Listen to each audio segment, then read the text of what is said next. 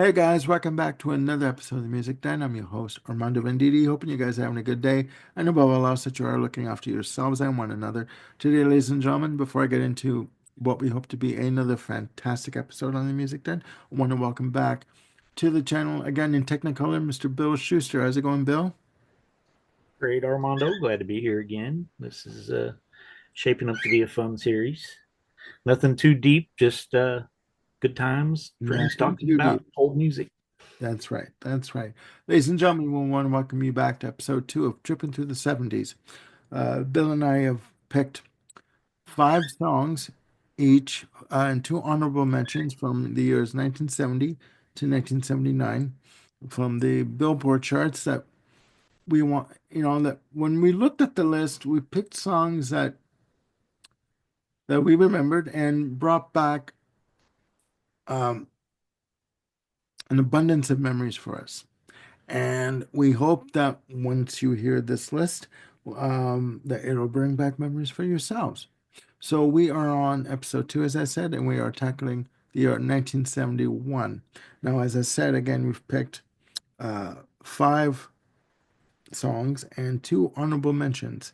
So, being brought up right by my mama, it's your mama, I'm going to let Mr. Bill Schuster go first with his uh, fifth pick for 1971.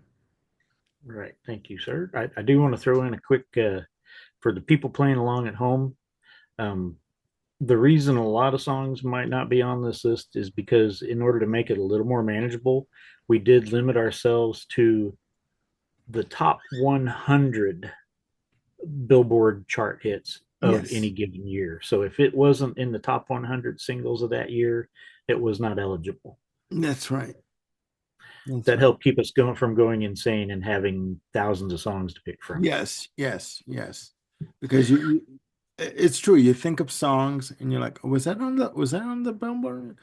And you're not sure, right? But you have to sort of go by those parameters. So, but this was bloody hard, right? Until it was bloody hard, but But fun. it was fun at the same time. So yes, 1971, Bill, All number five. right. All right. No, folks, my number five is not a Tesla song, though 90s kids might think it is. It's Signs by the Five Man Electrical Band. Um, yeah, this is one of those stereotypical hippie anthems, and I do mean a hippie anthem. It's all about the long hairs not being welcome in the snooty straight lace Yeah, places. yeah, Basically, that's the short of it. But yeah, it starts out with this rocking guitar, and then it slows down to the yeah, sunset. Yeah, you all know the song, people. If you've listened to music at all over the last half century, you've heard yeah, Signs. If not the original, surely you've heard the Tesla cover. yeah, But I still prefer this one, even though I do like Tesla. yeah. This one just had that. It has the feel of 1971. It's very much of its time, and that's a good thing. It's a cool relic. That's right. So That's right. A major hit. Yeah, major hit for them. Yeah, and I think the lead off lyric went, and the sign said, "Long-haired freaky people need not apply."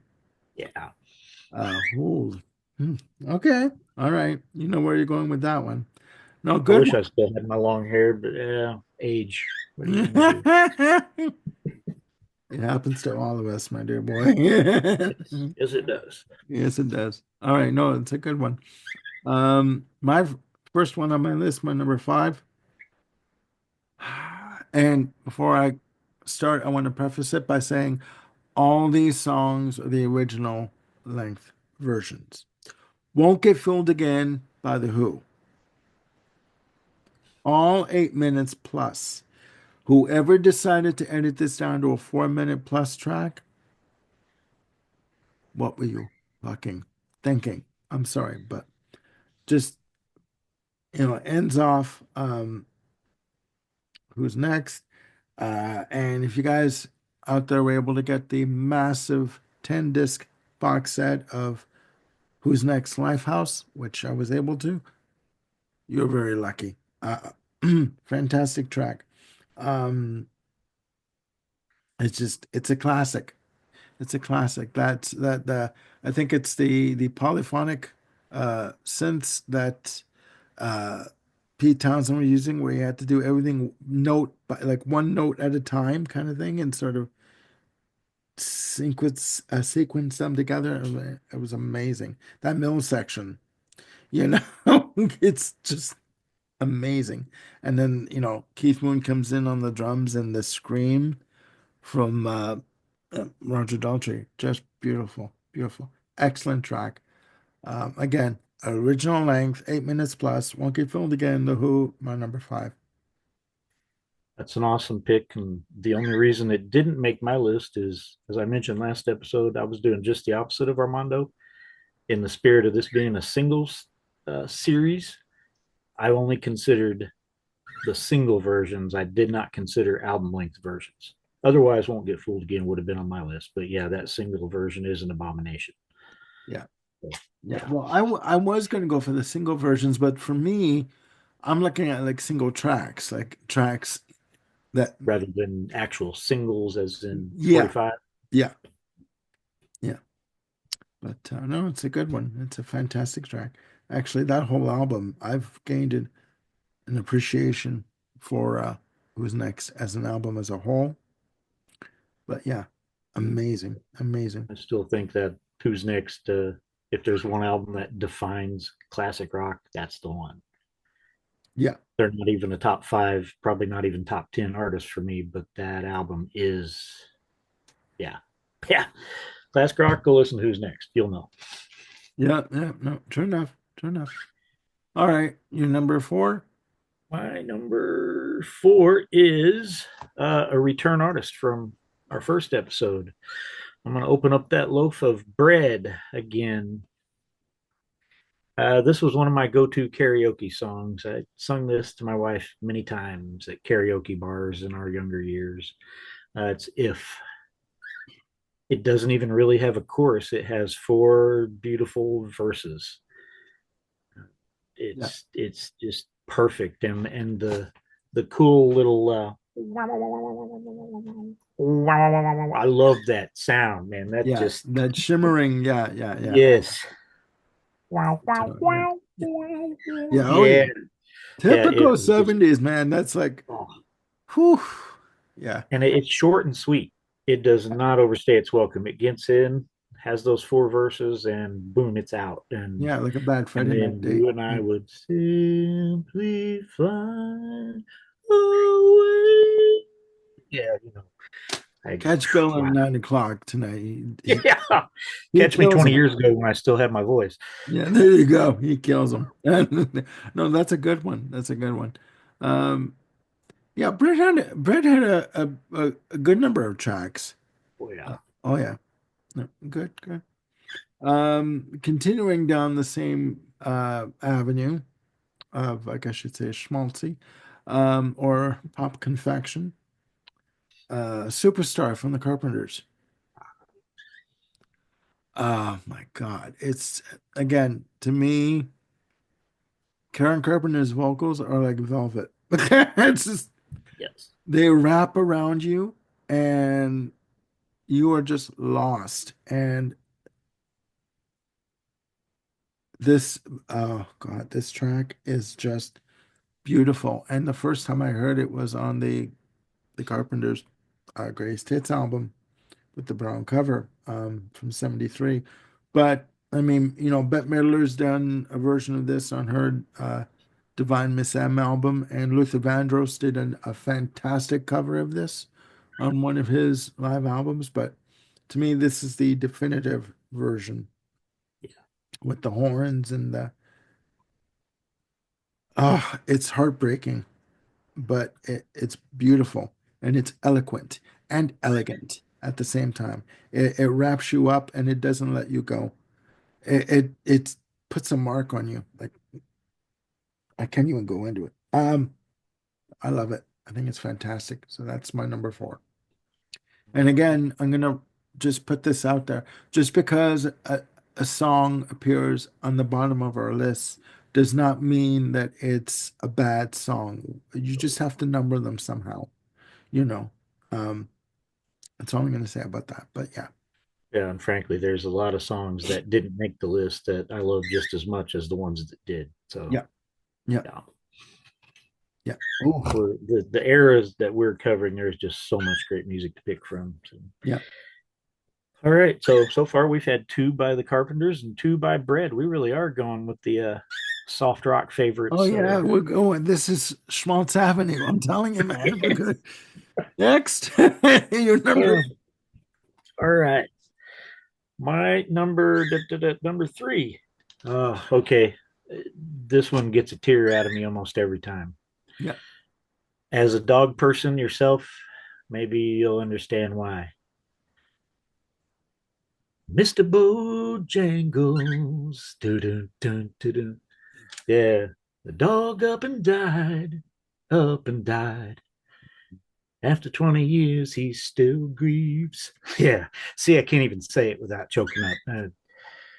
I even went and I listened to this on YouTube, and the comments, I can't tell you how many people were in there saying exactly what I said. That makes me think of my dog that I lost. And the whole song's not about the dog. The song is Yeah. actually about Mr. Bojangles.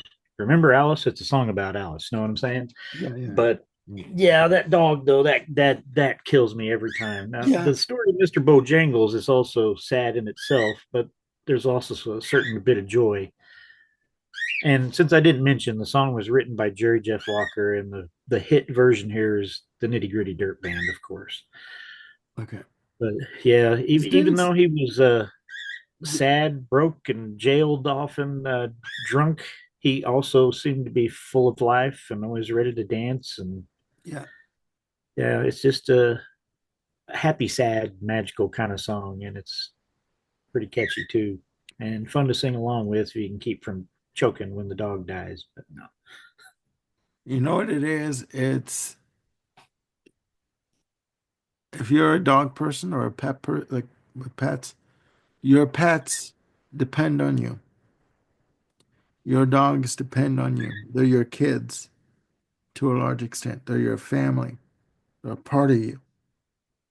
And when they look at you with those eyes like that, it's pure love and acceptance. yeah, 1000%. So I get it. Oh, I get it. I get it. Okay. Oh, all right. all Next. right, we need something upbeat after that. What Yeah. do you got? My number three is Brown Sugar from Rolling Stones. Uh, just a good ass shaking track. Really good bluesy ass shaking uh track from Sticky Fingers. I mean, same album with Bitch that starts off side two. I love that Bitch. Okay, it's like um, I just think it's a great rocking track, and Mick Jagger does a hell of a vocal on it. You know, of course, this was when they were at the point of excess recording in places like France because of being tax exiles and whatever. And Keith Richards in the throes of his extracurricular activities. Let's put it that way. We'll keep it clean, ladies and gentlemen. But I just think it's a rocking track. I think it's fantastic. Um, Heart of the Mick Taylor years. It's yeah. Uh, easily my favorite Stones era. It's yeah. yeah. I mean, I've gone on record as saying that Goat's Head Soup is my favorite album from the Stones, and it is. With songs like Winter and Dancing with Mr. D and Angie and uh, but yeah, you can't knock a good song, and Brown Sugar is fantastic. I'm not going to go into the lyrics. Yeah, I was letting that dog lie. Yeah, That's just I yeah, know, just a I whole know. other. Some of I'm those have not definitely gonna. not aged well at all. No, no. This is a family-oriented show, ladies and gentlemen. But no, that's my next one. Brown Sugar from Rolling Stones. All right, Next. number two. All right, this guy has been around a long time. He's still around. Uh, at one point was one of the biggest superstars in the world, jet setting, married to supermodels, such and such. He even had a big number one disco hit. It's This is his signature song though, and probably his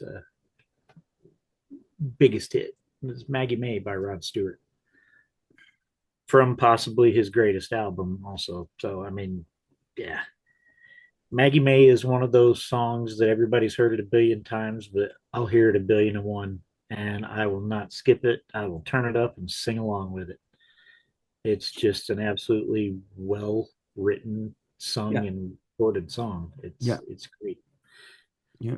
No, true enough. It's so great that he even wrote a couple more that sounded very similar to it, like You wear "You it Wear It well. Well." Yeah. Yeah, let's try that again. That last time worked. Not to take anything away from "You Wear It Well," that's a great song too, but it was a No, pretty weird. but come on. I mean, you could tell Mercury was on his asses. Okay, we Yeah, need a hit single. All right, boys, they need a single. What was that one we had last year? Maggie, man, we can do that one again. Just change the does word. Maggie have a sister? Change a couple of, change a key here and there. We're good to go. Oh, you wear it well. Oh, that's it. All right. I mean, there you go. That's 1972. Okay. All right. No, it's a good one. It's a good one. It's a classic. That mandolin. Oh my Yeah, God. I mean, on the end there, and even in the beginning, like the acoustic guitar. Come on. My number two is we're going with going with the Canadian contingent again. If you could read my mind by Gordon Lightfoot. Um, mm, if you are familiar with the late Gordon Lightfoot and his ability to write stories, like to be a storyteller in terms of his songs, this track, killer. I mean, um, I believe the original album title was "Sit by Me, Stranger." Come sit by me, stranger. Sit by me, stranger. And they released, if you could read my mind, beautiful acoustic guitar on this track, beautiful vocal, heartfelt delivery. And he's telling his wife that they're done, like he has to leave her. He knows that they're done, and he knows he'll never be the same again, but he can't help himself, right? The just original title can't for the get album was "Sit by Me, Stranger," and they released a single, and it was selling, and Reprise through Warner Brothers decided to change the title of the album to "If You Could Read My Mind" for the second pressing, for the repressing of it. And he flew to LA, freaked out, saying, "How could you change that's my album. Like, why would you change that?" And they said, "Well, if you want to sell records, this is going to sell it." Well, it went from something like 25,000 copies sold first month or something, or first few months, to something like a million. It was selling like crazy, or like 500,000, sorry, close to a million. So he realized right away that um, something like that works. Like if you have a hit single and you can use it to your advantage, do it. This song is just a beautiful crafted pop track, beautiful guitar, heartfelt lyrics, heartfelt vocal delivery. Amazing. Amazing. So that's my number two on the list. it is a beautiful song. As much as I hate to support the record company over an artist, from a commercial standpoint, they were absolutely right. Yeah, a little bit of backtrack very quickly. He was signed to United Artists originally, and he didn't really have much hit singles. He signed the deal with Reprise, and they released it, and The album wasn't, it was selling moderately well, but when they changed the title, when they did the second pressing, the second run, it shot. Like it just went ballistic. It went nuts. And it made a lot of money. And, they were right in this case. And it's a beautifully crafted song. And never mind the Studio 54 dance remake with featuring Alternate, from the movie 54. Because in that track, I mean, I love a good dance track, but they missed an entire third verse on that version. There's a third verse to it. I Uh, have not heard that version. That sounds interesting and perhaps a little frightening. yeah, yeah, but I'm not sure if it would be uh, bad good or just bad bad. if you guys out there are interested, there is a fantastic documentary on Gordon Lightfoot done by the CBC, featuring contributions from like Geddy Lee and Alex Lifeson. Even though he praises Justin Bieber during that documentary, I still watch it. Um, enough said.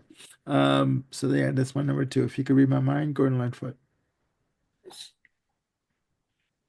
All right, this is very much this artist's most iconic, most famous song, her biggest hit, her number one hit, her posthumous hit, written by Chris Christopherson. Yeah, it's Me and Bobby McGee by Janis Joplin. I was gonna Uh, say, Another one of those songs like Maggie made previously that I don't care how many times I hear it. Yeah, play it again. I listened to it yesterday just to refresh it in my head again, and I just was taken by how well it's aged and how it just still sounds as great as it ever has.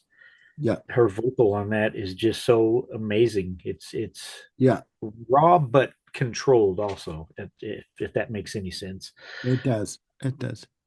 Um, and yeah, it's sad that she didn't live long enough to see it become such a huge hit. And Yeah. and frankly, the whole Pearl album that it came off of it is amazing. There's not a bad track on that album. Hmm. Even the one track that she didn't get to do the vocals for because she died before before it happened. But yeah, Me and Bobby McGee. That's yeah, amazing song. It, Yeah, possibly the best cover anyone's ever done of a Chris Christopherson song. yeah. And I it's would. I saying would something. agree. I would agree. Sorry, I have a pup here that's vying for my attention. Um, okay, my number one on the list, Mercy, Mercy Me, The Ecology, Marvin Gaye. Um, I love me some good R&B, and he had a message to deliver with this track. Even the lyrics, Mercy, Mercy Me, things ain't what they used to be. Like it, it holds true today. It's a good song, and it's heartfelt lyrics, and it's just someone that's just looking at the world around him and society and thinking like, what the hell is going on here? Like, what is going on? Why is there so much drama and why is there so much unrest? Like, I don't want to get on the soapbox, but that's pretty much what he's saying, you know. Um, and he just seems lost a little bit in the song, like in his delivery of the vocal. Do you know what I mean? Like, why can't we just all accept one another and just go forward, you know? And it's sad that in 2025 we've gone backwards instead of we've regressed instead of progressed, you know? It's really sad. So that's my number one for 1971. That's a good segue. What's Going On, you say? Yeah, What's Going On by Marvin Gaye is my first honorable mention. Yeah. Okay. So yeah, I can pretty well go along with what you said for Mercy, Mercy Me. And yeah. Yeah. I'll echo your general comments there. And yeah, What's Going On had to be on here somewhere.